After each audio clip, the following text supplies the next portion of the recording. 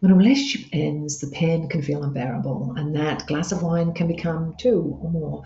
The cookie you have can become a whole packet, and the quick scroll can actually leave you still on your phone early into the early hours of the morning.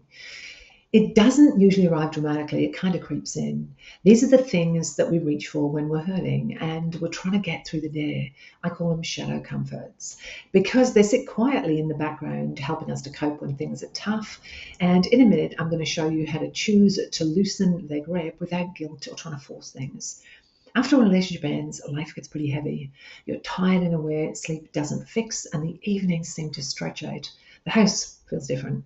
So you reach for things that can take the edge off, not because you're being reckless, but because you're trying to cope with things. Wine can dull the pain, food can give you comfort, and of course, scrolling for hours really fills up an empty space.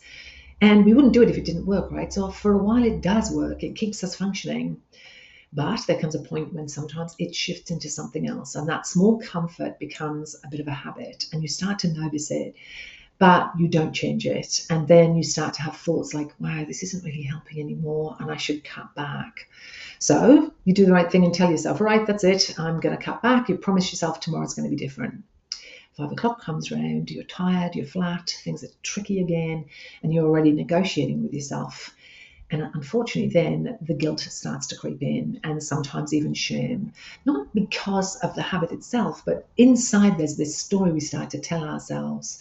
You know, if this feels familiar to you, let me know in the comments. What sort of shadow comforts do you reach for when things are really tough? I want you to understand something. The feelings of regret are not about your worth. It's not about whether you are good enough or worthy enough. It's just information. It's telling you something that once helped you is now starting to cost you something. And the habit didn't suddenly happen because you're bad. It just outstayed its usefulness. What really matters and what's really important to understand is that you can't fix this thing, this crutch you have now, with guilt and shame, because those are just going to shut you down and actually will probably have you using these habits more frequently. So, what does help?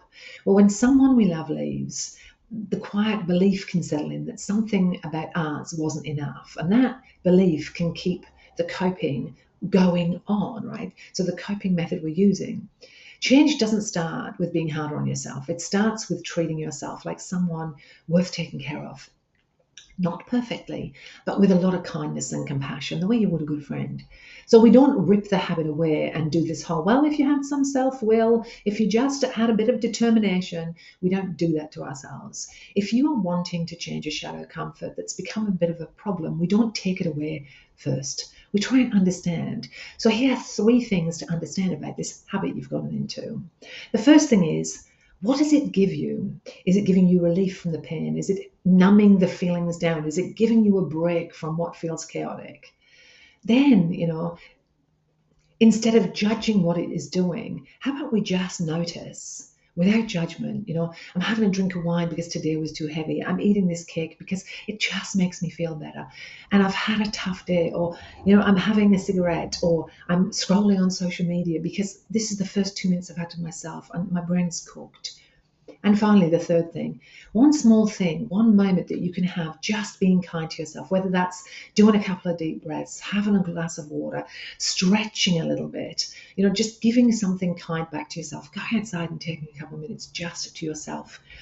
And then we start to teach our system that comfort can come from somewhere else. And we start to replace those shadow comforts with more healthful things. If this is helping you to survive a really brutal season in your life, it's okay. Shadow comforts do that. But we want to sometimes let go of those shadow comforts and start to reach for things that really will help us heal through this process. You're allowed to thank the shadow comforts for what they've done for you and slowly start to move on from them.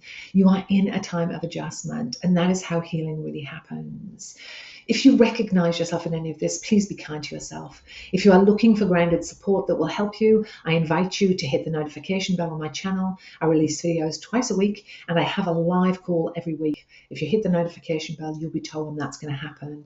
In between now and my next upload or see you on a live call, take really good care of yourself. You deserve to be treated with kindness. Take care. See you next time.